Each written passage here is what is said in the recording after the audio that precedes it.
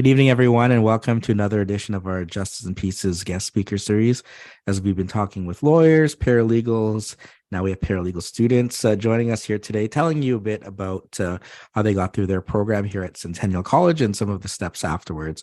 So today I'm joined by Ben, Nicole, and Sasha. And maybe we'll start with you, Ben. Tell us a little bit about yourself and what it was like going through the program at Centennial College.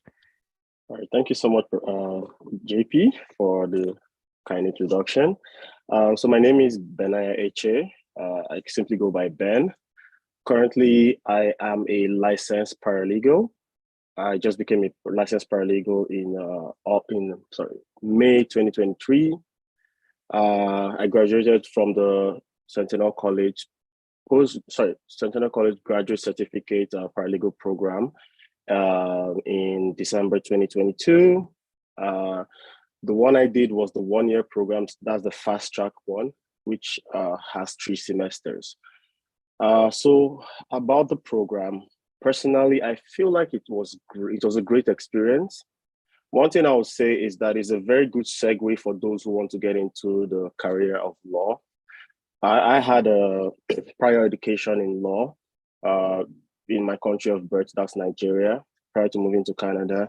And ever since I moved here, I've always wanted to get back into the legal career, but I never knew how, or I never knew the best way to go about it. But when I did the paralegal program, it was kind of a refresher for me. And it's also purpose driven because it's not just telling you general knowledge, it gives you a direction of where you want to go. So as many of us know, a paralegal is allowed to practice, basically. A paralegal is a legal practitioner, basically, but only with limited capacities. So the paralegal program and the content of the program, they pretty much aligned with my expectations and my career goals.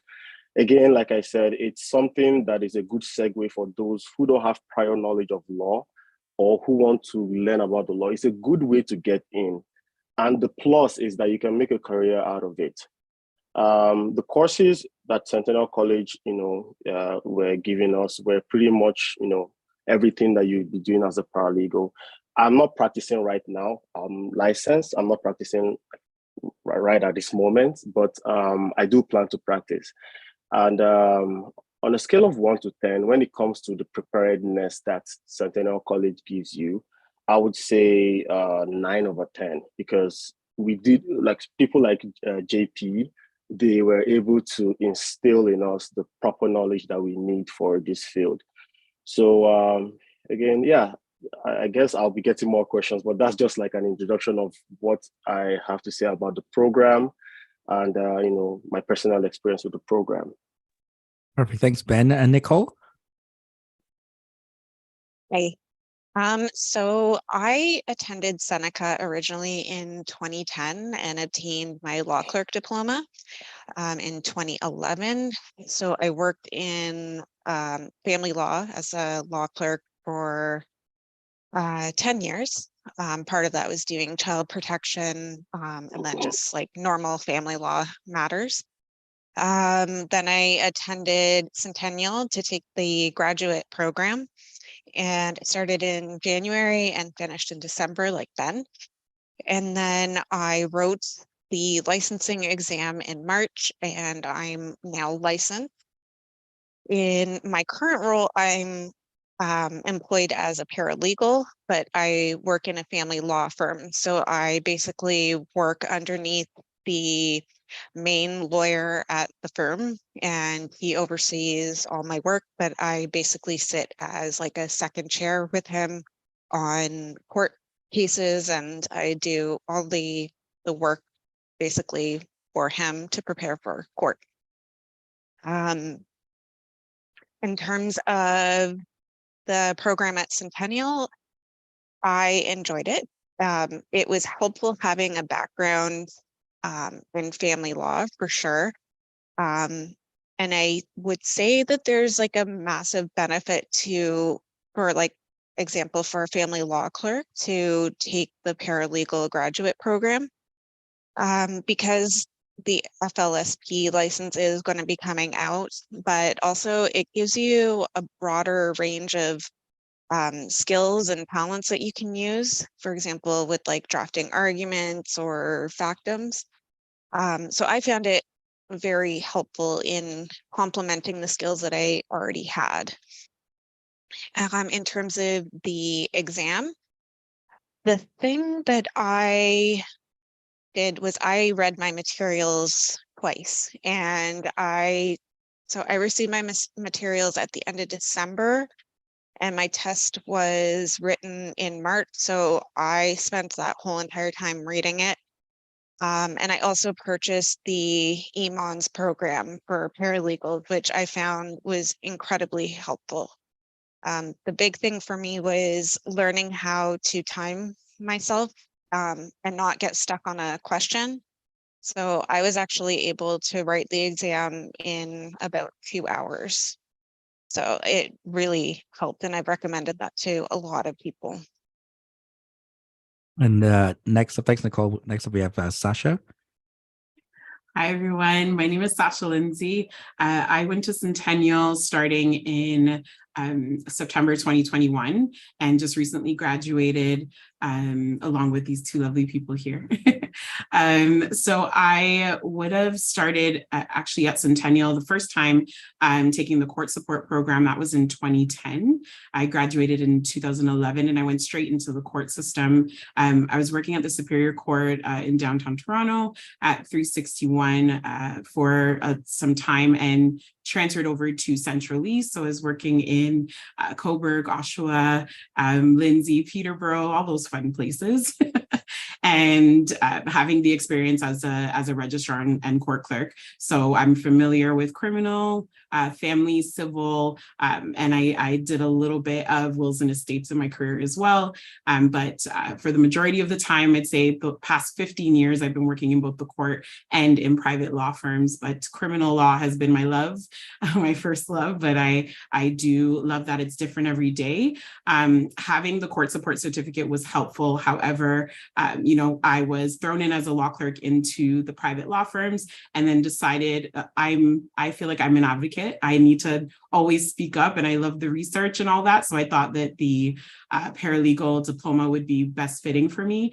My end goal has always been to become a lawyer. So I thought this is definitely the first step, just, especially because I'm able to act as an advocate and get my feet wet with how it works in the tribunals and, seeing if criminal is the area of law I would like to go into or something else. So recently I had applied to law school last year, November. I got into all 5 schools and I'm going to the UK in September. I'll be going to Leicester University as a 1L, and I'm super excited about it. But the main purpose of becoming a paralegal was to be able to practice while I'm in school to make an income. So I'm able to work remotely and, connect with firms that need the support. So I'm excited about that. And definitely the program at Centennial has been life-changing for me. I've had awesome professors such as JP here, and, some of the lessons that they've, instilled in me as well have been life-altering, and the confidence they've given me in stepping into the new season of my life has been very, very helpful and super supportive in the way that they approach it. So yes, Centennial's been awesome and I'm happy to be here. Yeah, so it's great. I mean, just hearing from the three of you about, you're all coming from different perspectives, getting into coming back to school for Sasha and Nicole, and I mean for Ben as well, in 2021, 2022. So maybe you could tell us a little bit more about that thought process there and elaborate. I know, Ben, you were saying, look, I have this experience from back home. I came in and this was sort of the pathway in here. And there's a lot of students I've taught over the years, are coming from similar backgrounds where they have a law degree overseas, and maybe they're thinking about going through like an NCA process and they're not sure, or that's going to take time, or they just want to get some Canadian education, or even Canadian students that who've gone to school in Canada before and now they want to come and do law, or like in Nicole and Sasha's case, they did a court support, law clerk kind of role, and now they want to do the paralegal. So I want to go through that with all three of you. So I'll start with you, Ben, and tell me a little bit more about the the thought process there. Any advice you can have for similar people who are looking to get into law in Canada about the going through that with the Centennial program? Thanks so much, JP. It's funny you asked that because a couple of weeks back, I was having a discussion with a friend of mine who just moved from the same country that I came from, Nigeria.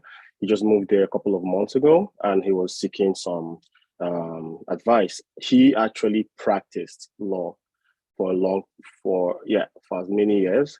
I didn't have the chance to practice. I didn't even continue up to law school. I just took my degree and started planning my escape, but he actually practiced. So and he was asking me that, okay, he's confused about the whole process of becoming a lawyer or whatever here. And I told him about my own situation. And again, this is also for anyone who's in that situation. I guess the first step is to evaluate yourself. Think about what you want to do. A paralegal can do a lot, but a paralegal cannot do everything. So if you're okay with that, then rest assured is the right step to take. Because I know some people look down on being a paralegal, but I laugh because a paralegal can actually save lives. So my advice to people who are in that kind of situation, first of all, evaluate yourself. What do you want to do? Yes, you can go ahead and do the NTA, but just like Sasha said, for me, I feel like it's also helpful if you're making an income in the field which you're trying to be in while doing law school. I don't know if that makes sense. If I had the chance, if I have the resources to do a paralegal course and write the exam and test myself, and now, be licensed to do something for myself and make good money in a field that I am already, have knowledge of, while doing law school, I would do that. Again, it's a thing of you evaluating yourself. So my advice to students who are in that situation: don't look down on the paralegal program. It's a good way to get into the legal field here in Canada. I totally recommend it if you have the money. And I know for international students, I came as an international student a long time ago, but when I did this program, I was already a Canadian resident. But for international students, I know it's a lot of money, and that's why many people even give up. But I would say if you really want to do something, you'll go for it. And the paralegal program is even cheap compared to law school. But it's a very good way. It's a very, very good segue into the legal career. You can never go wrong by doing the paralegal program. That's all I have to say for now. Thanks, Ben. So Nicole, again, and same thing I was just asking in terms of, you went through school over 12 years or so, the difference between, your last program and this one. So kind of getting back in and going back to school, again, it seems daunting for people especially they're saying, oh, everyone's going to be younger and this and that. So maybe you can talk about that experience there. And again, also the gap between, program, the last program and this program. So when I took the law clerk program, I ended up getting stuck in family law, and it was an area that I absolutely hated and did not want to stay in. But it just so happened that was where my niche was. So over my career, I've obviously gained a lot of experience and knowledge, but at a certain point, there's just that ceiling where you can't go any higher. And I had always dreamed of being a lawyer, but for me, my parents weren't wealthy, so I didn't have the financial means to go to law school. So for me, doing the paralegal program was just like a natural progression in my career, and I was completely satisfied with whatever career I could have with being a paralegal. The firm that I work with now, the Riley firm, has just given me a lot of opportunities to be able to, like I said, use the skills and stuff that I learned as a paralegal to apply in family law. I'm fortunate that my boss has offered to pay for me to go to law school, but that's not obviously something that everyone gets. But I like, for me, being a paralegal was still, like I said, it wasn't that I wanted more or that I felt that I wasn't good enough to be a paralegal, but I just I wanted to be able to help people, and that's where my big thing is like I wanted to start my own business, and I had wanted to do like a legal coaching kind of thing.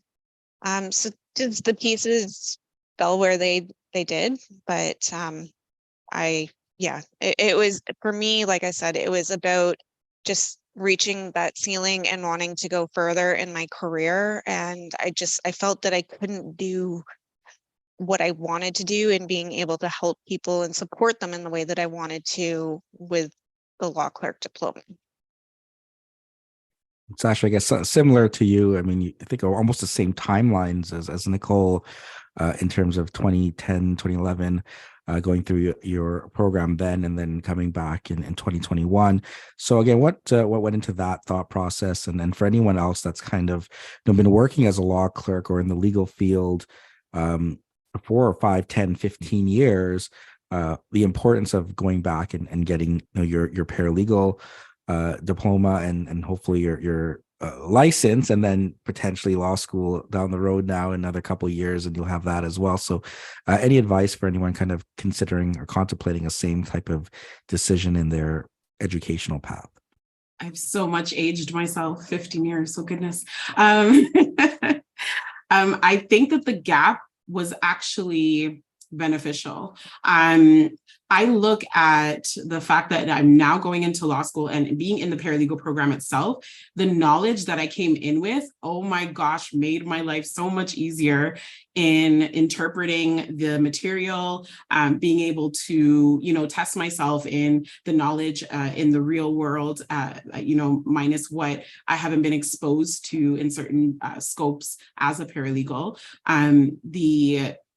The previous knowledge that you walk in with is so it's golden. It can be golden for people. So people that are thinking, it's too late for me to go back into this career set, or they think, maybe I don't know enough about it. It's really important that you use your life experiences and you use your previous knowledge to come into the paralegal program and try to utilize that and make it easier for you. But I think, as Ben was mentioning, not a lot of people look down on the paralegal profession because it's not where a lawyer is, but honestly, it's literally just the way that you look at it. The scopes of practice are there. They're opening up much, much more. When I looked at the material in reading for the P1 license and it being able to be broken down completely as to what we can do, the possibilities are endless, it seems.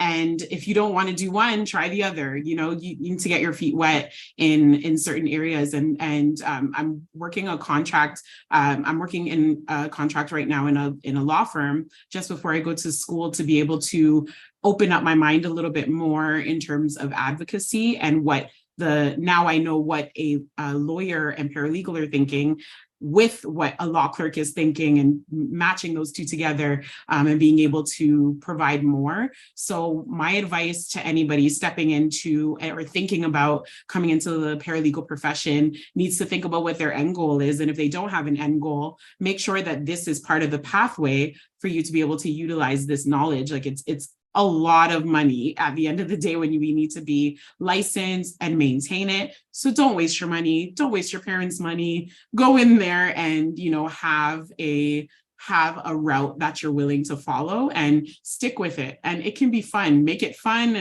and get the experience you need and definitely connect with the people you need to gain that experience. So that would be my advice for sure. Now, in terms of the actual programs, respective programs, right? Because there were the two different ones there. Now, I know obviously for all three of you, you went through different stages, right? Part of it was online. Then we went in person. I think there's different campuses as well for you. But for anyone that's in the program right now, I think I have second and third semester students, but I mean, anyone that may be watching this later, just starting, or even thinking about getting into a program like at Centennial, any advice in terms of how you got through the program and prepared for assignments, exams? I mean, you can be as general or specific as you want, but we'll start with you, Ben. What do you think worked for you in getting through the program? And certainly, you can also talk. Don't be humble here. You can talk about your success, in terms of how well you did. I know. I guess I know at least directly how well you did in my classes. So certainly feel free to share with anyone else so they know where the advice is coming from ACE students. Thanks so much, Professor. Oh boy, where do I start? Okay, so yeah, I graduated with honors. Actually, my GPA was about 4.2 or so. Yeah, how to get through this program? Okay, the first thing I would say that helped me a lot was I forgot to mention earlier, I did have experience working as a legal assistant for a couple of years between 2018 and 2022. So I worked as a legal assistant and then later on a legal administrative assistant. So I did have some sort of knowledge about, procedural laws and practices combined with my experience from back home. But that's one thing. That's by the way. But that was the first thing I would recognize that helped me, because some of the things that they were talking about in class, that professors were talking about in class, I already knew them. So I would say that was the first thing that helped me navigating my way through the program and understanding the content of the materials. But with regards to other aspects of studying and going through the program, I would say for those who will watch this, and even those who are in school right now and those who are trying to get into this program, I would say one thing: reach out, reach out, reach out, just reach out. That's all I would say. Like, no man is an island, no woman is an island. You can't do it alone. That's the honest truth. You cannot do it alone. And you have to be diligent. You just have to be diligent. I know this question might come up later about how I prepared for the P1 exam, but let me just say it, like, I studied my ass off. Yeah, you have to study. You just have to study, but also reach out, have the right people around you. I cannot stress that enough, because Professor, the people I was walking around with, Nico, the people I was walking around with in class. So we formed a very, very strong friendship, and that helped us navigate our way through the program. And I would say if I could go back again, I would do the same thing again. And, just don't try to be a loner. Don't think that you can do it alone. You can't. So reach out, form friendships with people who are serious minded, because there are some people who are not serious. And yes, it's always expected. But, if you're getting into this, you know that you're paying a lot of money, you know that you're spending a lot of resources, you know that you're giving a lot of time to it. So you just have to surround yourself with the right people and reach out, and also take initiative. Don't always rely, or just don't wait to hear it from the professor before you learn about it. No, before class, study. After class, study extensively. That's what I did. This is the honest truth. That is what I did. Before class, I study. After class, I study. But the main thing is, you also want to balance it. Don't allow. One thing I would change is that I will try not to overstress myself, because I know I've said this on my LinkedIn page, and I've also said this to my friends before, that the amount of energy I put in this program actually affected me psychologically. It affected my dynamics at home. Even I had to cut a lot of people away. I had to lose a lot of friends. But at the same time, I thank God for my family being understanding. I thank God for people around me being understanding. So that's one thing I would change if I was to go back and do it, because I didn't really need to cut people off. But, in a nutshell, I would say, study. For you to make it through this program, you have to study hard. You have to move around the right people. You have to take the initiative, and you'll be fine. Thanks, Ben. Nicole, what would you add to that?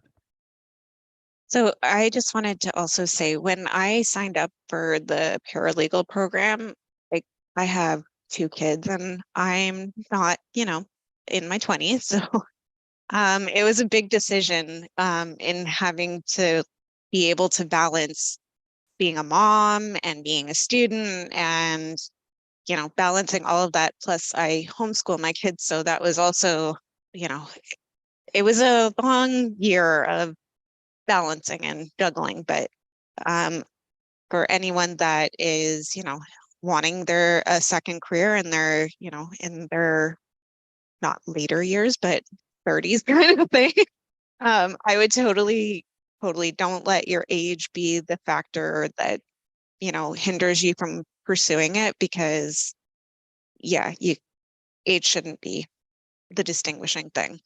In terms of my studying, when your teachers say to use the practice questions, use the practice questions.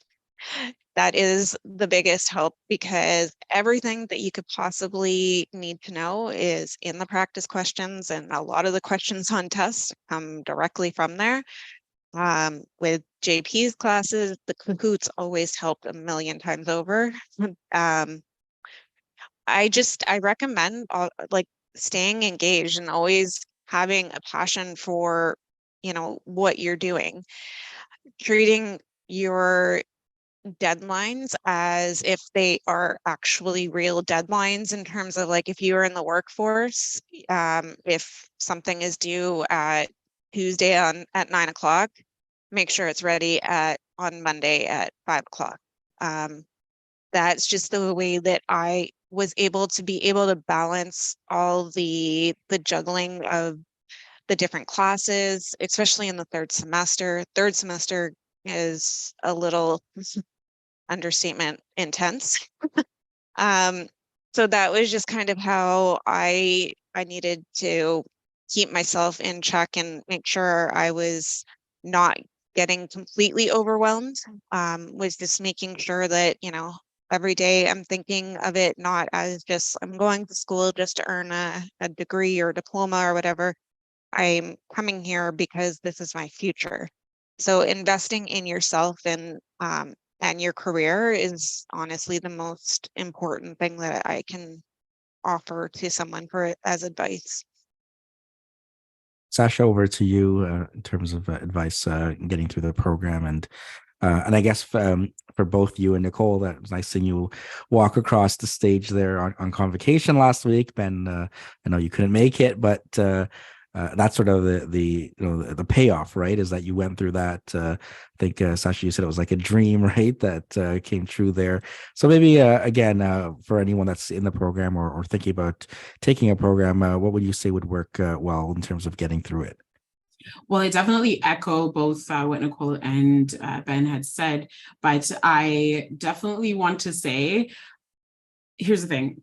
There's always a cohort where there's a set of people that don't realize that the practices and activities in class come out to the workplace. If you're not a studier, if you're not someone who focuses, if you're not someone who takes things seriously, that is completely going to emote into your workplace activities and what you will become as an employable individual. And when you sit and think about all of the tests we take, and especially for you all in the grad cert, that had to have been insane, because I know that the load is way higher than what would have taken place if you were in the 4 semesters. But for the people who are taking either or, taking it seriously is the main piece of advice.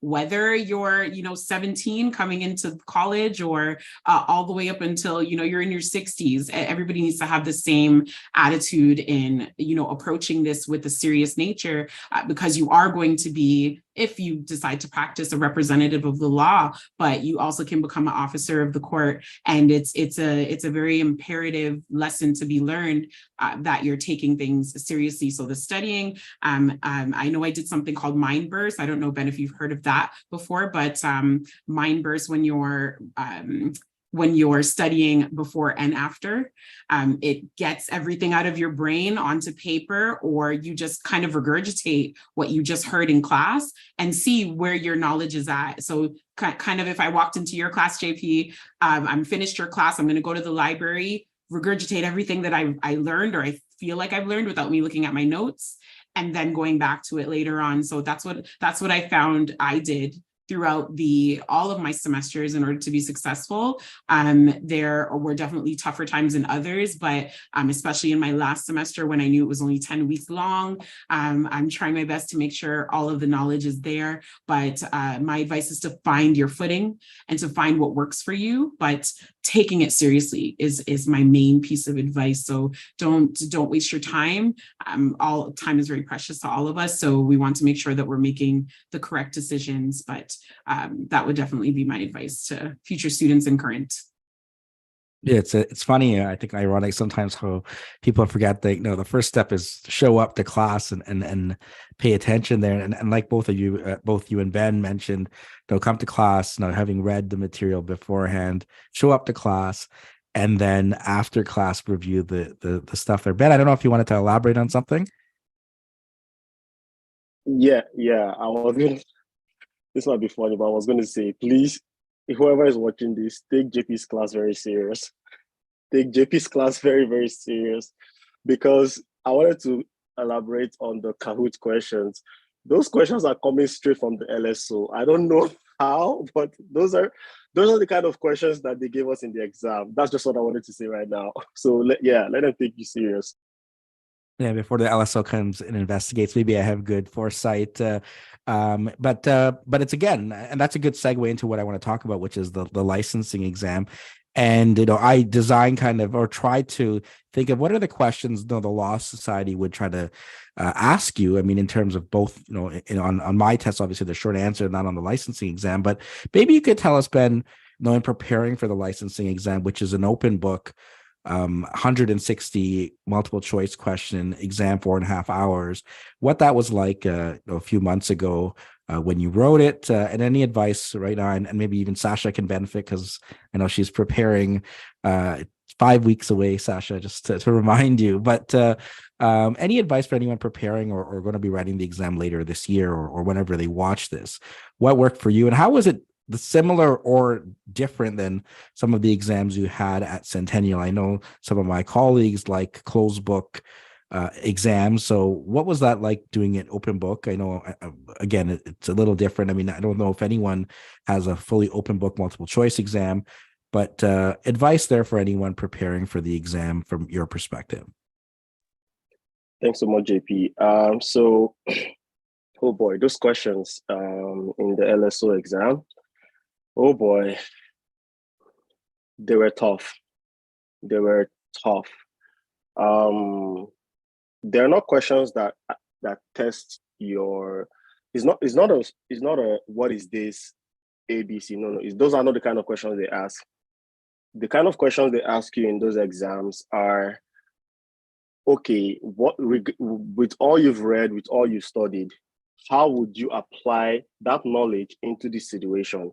How would you apply it into that situation? How would you apply it if this wasn't working? If this happens, what are you going to do? What are you going to say? And a lot of them were centered around our professional conduct. Like even in criminal law, for example, and quasi-criminal law, like the section, when I remember, most of the questions were geared towards testing how you would react in certain situations. So that's what people should expect. Like those are the kind of questions you should expect. And those are the kind of questions are really difficult, because there's no like, it's very, very hard sometimes to discern which is correct and which is not correct. You would see two things or two options that are very similar, but you have to, it takes a great amount of preparedness for you to be able to discern which is more correct or which is the smartest answer. Then when it comes to preparation, again, I only know one way how to go through school. I only know one way how to prepare, and that is the Nigerian way that my parents embraced, flogged into my body, and that is study, study, study, study, study. The first thing I did was this. I'm just letting it all out. So whoever watches this, I hope the person is inspired to know that this is not a joke. I first of all locked up my game console. It was that bad. I kept my PlayStation. I locked it up. I was like, "Yep, I'm locking it up in storage." That was the first thing I did because the first thing I wanted to do was to get rid of every distraction. My phone, I deleted Instagram, I deleted Twitter, I deleted every social media app. I know it sounds arbitrary. It sounds like harsh, but this was for me. I deleted my Netflix. I deleted everything that was a distraction on my phone, my laptops, everything. I was using my laptop to study, my other laptop, not my MacBook. And I printed out the material. So I first of all cut off every distraction. You understand? That was the first thing I did. Then a month before that exam, I went to an intensive study. I kid you not, I averaged 10 hours a day of studying for that exam. I averaged 10 hours studying that exam. So that was the way I did it. That was how I prepared for that exam. So the similarity to that exam, to what we were given in school, is that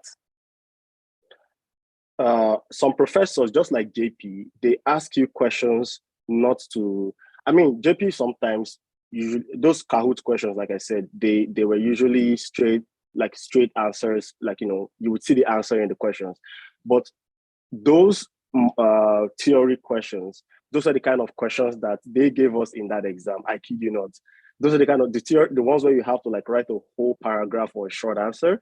Those are the kind of questions that I saw. But now, instead of writing a short answer or a long answer, you would have to pick the perfect, the best option from the options that they give you.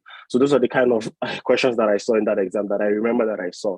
So that's one of the similarities. Then if there was something I would also say maybe Centennial College should change with regards to preparing students for that exam is that please, please, please, don't dumb down questions for students. I know it sounds harsh, but they have to face the reality. Like they have to face the reality that the exam is not easy. So it's not just about getting good grades. It's about preparing for the life after, because the questions in the LSO exam test your knowledge in when things are being brought to you. Those are the kind of things that it tests you on. Like, how will you respond? It doesn't ask you, oh, what part of the Constitution says this? No, it doesn't ask you all those kind of questions. It asks you, if a client comes into your office, says this, says that, how would you respond? Where would you go to? So our questions, like the questions that are being given to students in all the courses that we're doing, be it employment law, be it RTA or whatever, they should reflect that, because I find that a lot of our students, a lot of my colleagues, and I'm not snitching, I'm not trying to, badmouth anyone, but many of them, many of us might have gone with that idea that, what I'm going to do, or like the exam, that like this exam is going to be similar to what we were having in school. It's not. It's totally not. It's very different. It's very difficult. I know I'm sounding a bit passionate about it because, because I know what I went through to go to prepare for this exam and do this exam. So, in a nutshell, like preparing for that exam, you have to study. That's the way I know. You have to study. Get multiple resources, like the class that Emond is providing and also JP is providing. It will help. It will go a long way, because you would actually be getting a structured study plan from sources like that. So, if you do that, if you do that and you get rid of distractions, you will be successful in that exam. Nicole, how about you? How was your preparation? And I'm sorry, I keep on jumping back to the topic we were just talking about, but when Sasha was saying stuff, I remembered one thing that I need to say in terms of people in groups, don't let your group down. Don't like go MIA. It's the most horrible and difficult situation that you leave the rest of your members in. And it's just, yeah, it's not great. Just put it that way. In terms of the exam, so as I said earlier, I trained myself to answer questions in under a minute and 40 seconds. And by doing that, I was able to basically look at the question, look at the answers, and determine, what was the best answer. And if there was stuff that I wasn't quite sure about, I would like mark it with like a star and come back to it. So by keeping my timing down to a minute and 40 seconds per question, I had a lot of time to go back and review and then be able to exactly target exactly where the answer would be within the materials. If you're spending more time than that, you're risking not being able to complete the whole entire exam. One thing that I would have liked to see more at Centennial is more exams like the LSO exam. So as much as, closed book are great, I don't think it helped to prepare you in the way that you practice in the real world, and it's not close to the same on the LSO exam. So I found that it would probably be more helpful to people that are going through it to kind of understand how to be able to determine and break down like what is the correct answer, because there's a lot of times where they sound very, very similar, and it's a matter of deducing what is obviously the correct one. When it came to my materials, as soon as I got my materials, I started reading, and I basically, I had 5 different color highlighters and had a different purpose for each color, and organized my materials to the point where when I had to hand them in, I was deeply saddened because I had worked very, very hard on preparing them. So be prepared to let it go. The other thing is creating indexes. So I had created an index for all the cases, all the case law and statutes and legislation. That also helped me to kind of remind myself of, like, for example, the Oakes test. So when I knew where the case was in my index, I was able to quickly go to exactly where the test would be to know exactly how to answer the question. Yeah, that would be my biggest advice, is organize your material as over prepare, like over organize, because the more you know your materials, the more you will be able to know where to find them, but also practice management, all of the bylaws and guidelines and all of that. If you know that, you should have a very good handle on the rest of the exam. So overstudy the practice management stuff, as much as it can be very dry, but definitely study that so that you kind of know how to answer each question, because a lot of them are like LSO bylaws and guidelines and all that. Yeah. And Sasha, I know obviously you're still 5 weeks away from your exam. So I mean, one of the things, obviously, I know some of your classmates might be listening to this, and they're maybe in my opinion 5 weeks behind where you're at. So what can you maybe share about getting started, or what the last few weeks were like? And I'm hoping you picked up on some of what Ben and Nicole have said, and you're probably like, oh no, 10 hours a day is that what Ben's telling me I need to prepare? I got to clear off my schedule. But I mean, anything you could share in terms of what preparation has been like for you, knowing obviously there's still another 5 weeks till the exam and everything to go?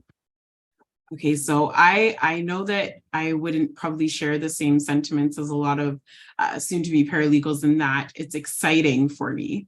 The material is exciting for me because it's all the refresher of the whole 2 years. So I know a lot of pieces that I was excited about in learning. I kind of as soon as I got the materials, I would have cut it down to read, the jurisdiction and the fundamental section, and then go to criminal because it made me happy, then go back to civil and kind of change things around to keep it interesting for me. So the piece of advice I would say is if you're not following the, the study guide from whichever source that you might be pulling indexes from or, a study schedule from, maybe break it down in the way of your interest.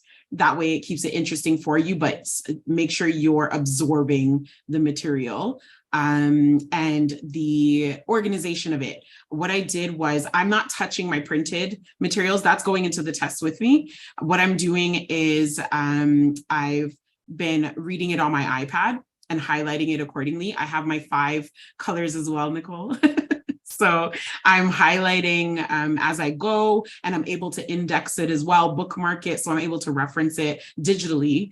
And then what I will do is print that out if I ever needed it in the future, but I'm going to be identically going to be highlighting my printed materials the same. So right now I'm going through my 2nd time of reading, and I'm trying to go over the information as best as I can and kind of test myself. So today, I know one of the indexes were released. I think Paralegal Pathways did the release of the index and practice questions. So I'll be dealing with those resources, but I believe that the best piece of advice I can say is organize for yourself, whatever works best for you. The same organization that's being, resourced out throughout, our professors, your colleagues, it may not work for you. So just find your footing in making sure that you're reading the materials at the pace that you can, but at a reasonable pace, because, we do have a structured amount of time. You need to make sure you're reading your materials. Where I'm at right now, I'm taking the suggestion of the 40 pages a day.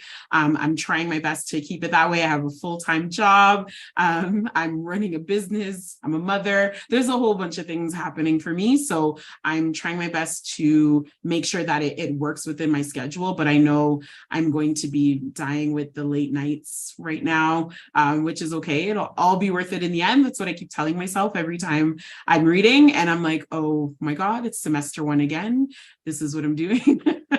So I'm just finding that I'm finding ways to keep it interesting for myself and kind of gaming myself and questioning myself. So I'm looking forward to the cahoots for your P1 licensing classes. I'm looking forward to it. But yes, that's my advice. Keep it interesting for yourself. Now, I guess the last kind of focus here in the last few minutes, it's kind of afterwards, right? I know Ben and Nicole, you've touched on some of the employment you've just gotten into. So maybe you could tell us about, first of all, you got the good news, you got licensed. And I know we met at Starbucks there. We signed some documents for you to go to get the official doc. I don't know if it's even arrived yet from the Law Society. So maybe you could tell us kind of that process and what you're doing now and what the next steps might be. And if anyone's kind of thinking of, or anyone else looking for employment, any advice you have after the program and after passing the exam. Okay, thank you so much, Professor. So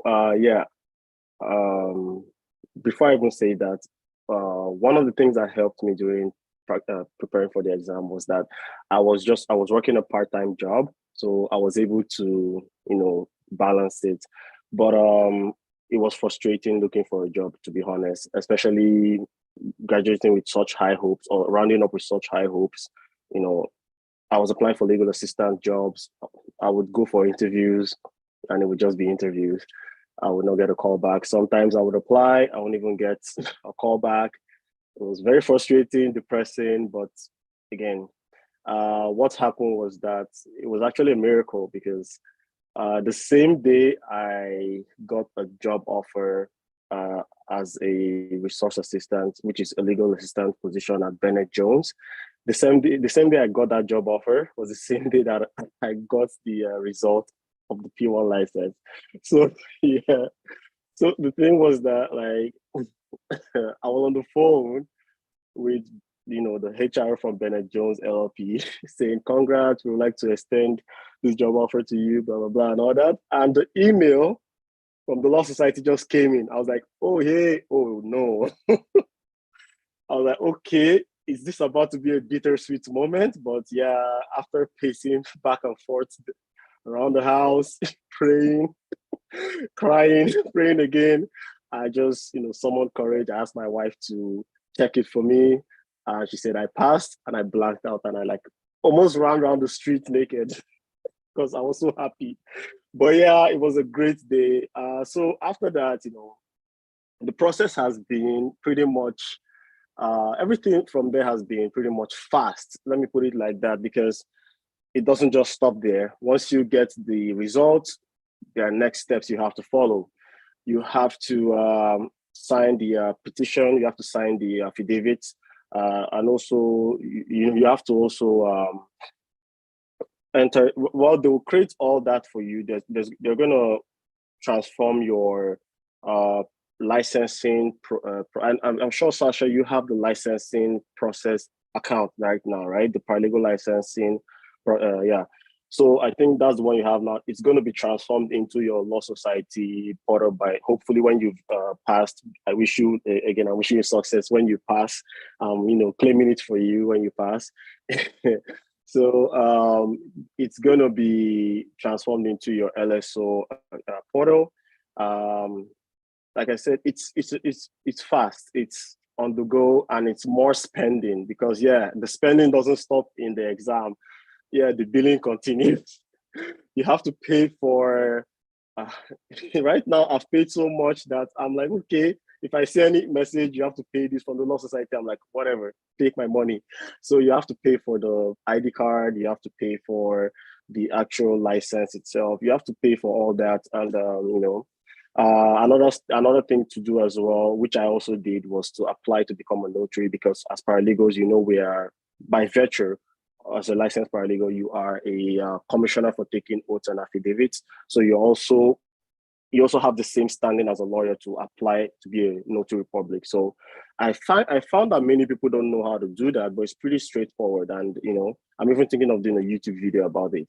It's pretty much straightforward. Yeah, but that's the next step. But like I said earlier in this conversation, I'm not practicing right now. I currently am working as a resource assistant, which is kind of a floating legal assistant at Bennett Jones. I just started there, so for me, it's kind of like, let me make some money first because I have spent a lot.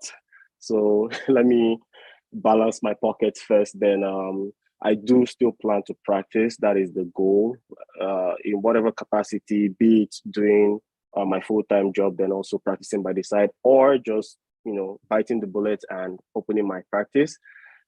Again, I'm not trying to limit myself to one. I also have to consider family, and all that too. So that's where I'm at right now. But after the exam, in a nutshell, after the exam, it's pretty much, it's fast paced, to be honest. You have to start talking about CPDs. You have to start talking about, so it depends on what you want to do. If you do not want to practice right away, the stress will not be as much. But if you want to practice right away, there's a lot of things you have to do. You have to go and set up your business name. You have to register it with the law society. Oh yeah, insurance. You have to have insurance. I know Nicole is laughing because we were both talking about insurance the other day. So yeah, it's pretty much all that. But it is a joy. Like the joy of passing that exam. Trust me, it's something that gets me up from my bed every morning because I know I worked so hard for it. So yeah, that's where I'm at right now. And I wish this same joy that I'm experiencing from passing that exam to everybody that is also preparing for this exam. Okay, and now over to you, Nicole. Thanks, Ben. So as I said earlier, I was able to finish my exam in 2 hours. So when I walked into it, I felt very confident, which in my past, it's kind of gone the opposite way. So I feel really confident and then I don't do as well. But yeah, when I finished, I walked out of the exam like 95% confident that I had passed. And I did. Ben and I have been in contact since, we graduated and we've been studying together and whatnot. So when we found out that we got licensed, we were like, I remember like having a call with Ben and I was like, oh my gosh, can you believe it? I'm pretty sure my neighbors thought I was crazy because I like literally jumped up and screamed and was like, oh my gosh, I cannot believe that this is happening. Um, it was one of the greatest experiences of my life outside of obviously my children's all that, but it was a really amazing feeling to know that, I got that email saying you passed. I also like Ben and I met with JP to do the affidavit and whatnot. And Ben had taken my stuff into the LSO with his stuff. And I'm gonna say it was like a week or two, maybe longer. And Ben heard that, he was licensed and I didn't I didn't hear back from the Law Society. So I was like starting to panic. So I didn't hear back until I think it was like beginning of June. So once I heard that I passed like relief. Um, yeah, it was just it when you get the email saying that you passed, it's just like the amount of relief and excitement that you have as well is just it's a feeling like you can't really explain. And I'm sure when you write bar exams, it's kind of the same feeling. It's just like complete like elation to be able to say like I conquered this. Um, and then having graduation like last week, it just kind of solidified everything and was like the cherry on top of the amazing cake. Um, so yeah, I am working right now. Like I said, I'm working as a licensed paralegal, but under the direct supervision of the lawyer that I work for, Mr. Paul Riley. And I, because I wanted to, like I said in the beginning, I originally didn't want to get into family law. I despise family law. But I've been in it for so long now that it's a natural fit. And as I grew to enjoy it, it's now become my passion. Um, so when I was looking for work, the difficult part is finding a position as a licensed paralegal, um, because everyone wants, a year or two plus of experience. So for me, I was looking at law clerk positions just to kind of tide me over until my thought was like I was going to start my own business. But when I was applying, my big thing was I didn't want to work in an office because the whole time I was in school, I wanted to start my own business and I did not want to work for someone and I did not want to be in an office. Um, so when I applied for the position that I'm in now, it was something that ticked off all the boxes because it was fully remote and like I work from home and I have an amazing team that I work with. So I am really thankful for the job that I have. For future graduates, when you're applying, just market yourself as best you can. Like really sell your skills, sell your if if you're an honor student or uh, sell that. Like all of the skills that you can possibly promote, sell them like you wouldn't believe.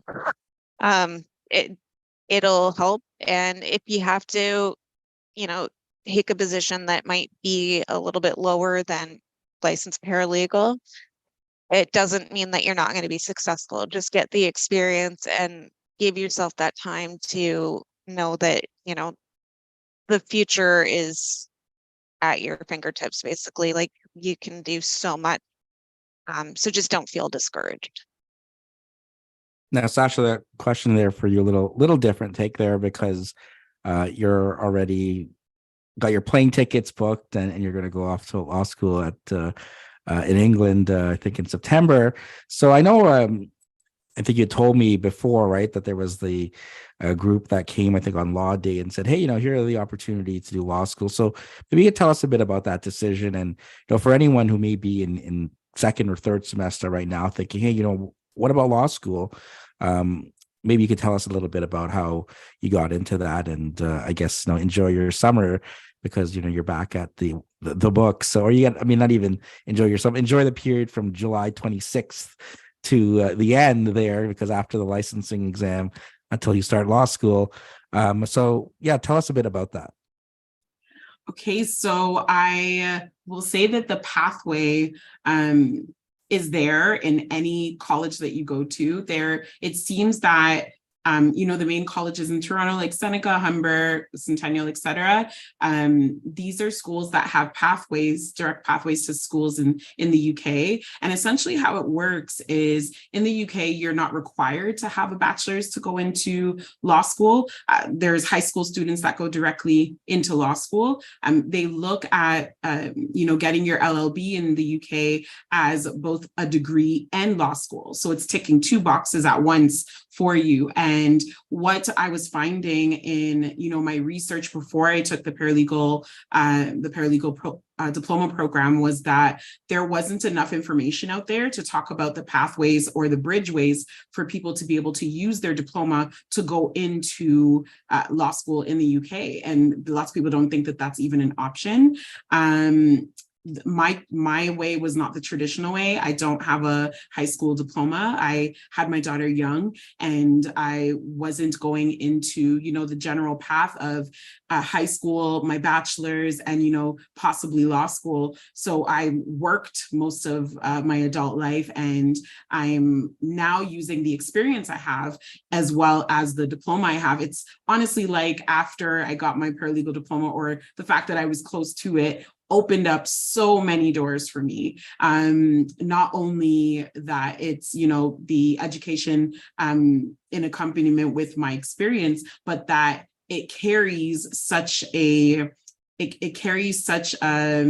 designation for you to be able to say, I have the discipline to be able to go through, you know, an advocate role diploma or advocate based diploma to be able to go into law school and be able to have that lens of what it looks like to represent folks. So when people think about taking their, you know, paralegal diploma, or even using law clerk or what have you, and wanting to go into law school, the pathway is that you are to, my suggestion is to get something before you go, and not just go directly out of high school, especially if you're not familiar with the UK. But it's a possibility. And for what most people don't know is they also take OSAP. So if you're, you know, having that money struggle, I know, Nicole, you were mentioning that as well. You know, we think about when we're at the age of going to university at the beginning, we want to, or we would think that our parents, you know, would have a little bit of something to do with it. But if, you know, your parents are not in the income status to be able to support that education, because it is expensive here, especially in Ontario, to be able to get a law degree, it's important for you to find other resources. And I always say this about any career: if you want it, you will find a way. There's like literally no ifs, ands, or buts about it. If it's really what you want, you will find a way. So I literally had tunnel vision for the past 3 years. I'm like, I'm taking the paralegal diploma. I am going to get licensed. It will happen. Yes, it will, Ben. I'm going to get licensed, and I will be practicing while I'm in law school. I don't have to take on a case, but there's so many different possibilities and opportunities opportunities for me to work with other affiliates, other paralegals, or just being a notary and creating a business out of that. But I would definitely just suggest that if you are, hoping to go to the UK and canvassing that type of pathway, definitely reach out to me. But they do have resources where they have consultants for free that will be able to help you in taking that pathway and using your education from all over the world. It doesn't necessarily have to be, of course, your paralegal diploma. You can have education and use that to be able to get accepted. But taking the pathway of being in law school in the UK, you have two. You can take the JD pathway, which is 2 years, and then you can take the full LLB, which is 3 years. And I opted for the 3 years. Of course, I don't have my bachelor's, and that's a prerequisite for the JD program. But I'm excited about the 3-year because I'm excited to do a dissertation, and I want to be able to study a particular topic to be able to practice for a PhD in my future. So I want to be able to, use those types of skills to be able to get through it. But, possibilities are there. It's endless. And if you really want to be a lawyer and you're not finding the pathway in Canada to be the easiest for you, that is an option. So definitely canvass that if you can. Perfect. So, Ben, Nicole, Sasha, thanks so much for taking the time to speak with me this evening. Any final words of advice, from any of the areas that we've covered, during school, or even before school, during school, after school, and then as well preparing for the licensing exam. So, any final words of advice for anyone listening? And we'll start with you again, Ben. Thank you so much, Professor. And again, thank you so much for having me on this. I really appreciate the call. So just a final word of advice to whoever is planning to take this program or whoever is in the program right now. Again, first of all, know what you want to do, have a plan, enjoy the process. Enjoy the process. I would say try to enjoy the process, but also nothing good comes easy. So be prepared for the challenges that the amount of challenges that you will face in this program. But there's nothing that cannot be done. The only thing that cannot be done is what has not yet been done. So just put your mind to it. If someone like me, if someone like me could come from a different jurisdiction or from a different country and be excelling in this field, which I know I am, anyone can do it. Anyone can do it. Just believe in yourself. I know I'm sounding like a cliche, but those are the things I told myself before starting this program. I advised myself. I said I just have to put my head down, like Sasha said, have tunnel vision for where I want to go and go through it. But a big part of it is having a plan and sticking to the plan, and you'll be fine. You'll do well. You'll do great. Reach out, make friends, don't make enemies in this program. Try to make as much friends as much as possible, because those people, you do not know you don't know whether that person is going to be on your side of the team or on the other side. So even if they're on the other side, it's also a plus if you know the person from school, right? So try to, make more, try to be positive, avoid negativity, avoid laziness, avoid discouragement. Just encourage yourself and be focused. That's the last thing I would say. Be focused. Be focused. A lot of people lose their focus in this program. Be focused, because at the end of the day, why you're trying to do a paralegal program is because you want to become a licensed paralegal, which is a regulated profession. So it's not a joke. You have to be focused. You have to be upright, but at the same time, don't be boring. And preparing for the exam, sacrifice time, sacrifice effort, and it will yield results. I wish everyone that is watching this, that's planning to do the exam, I wish them success in their exams. Those of my course mates who are doing their exams later on, just know that I'm praying for you. I love you, and I will keep on rooting for you guys. I can't wait to have you guys in in profession so that we could start forming our own firms. I know Nicole is excited. One of these days we can form a big law firm and just have it like Centennial College law firm. Oh, sorry, Centennial College paralegal firm, and employ more paralegals from our program. So yeah, that's all I have to say for now. Thank you so much, Professor. Thank you so much, Ben. Nicole? So one thing that I was gonna say is when it comes to doing the university part, one of the positive things about looking at like either in London or any Commonwealth country is you don't have to write your LSAT. So for anyone that is considering that, that is a massive bonus. It works out almost to the equivalent of going to law school at York University. So that's also something to consider. I'm applying to Southern Queensland University in Australia, and it's all online. So when I'm done that, then I will do some accreditation through NCA.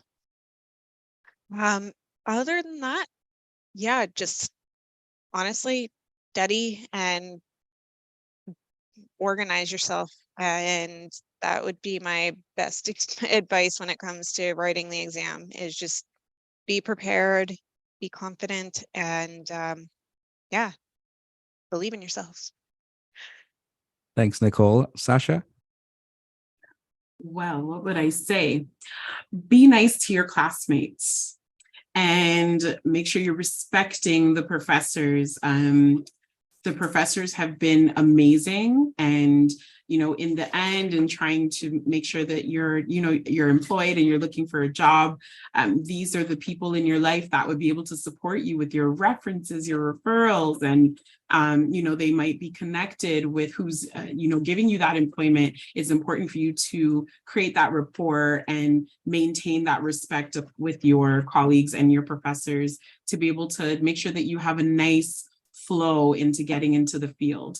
My definite advice for if you want to continue your education, as Nicole just mentioned, she's taking the online pathway. I know that I canvassed doing the University of London online, but last minute, changed my mind, want to go in person. I want to experience different culture. The pathway's there for you to do both. If you don't have the flexibility to move, there is now, thanks to the pandemic, more online options for you, and you can create that part-time life for your law school experience. If that's what you need to do and want to do, that's something that you'll be able to step into with your family life and your work-life balance, and being able to utilize that type of pathway. So I always suggest do your research before you make those decisions. Make sure you connect with your family and friends. If you do go into that path, I know, Ben, you said that you basically cut off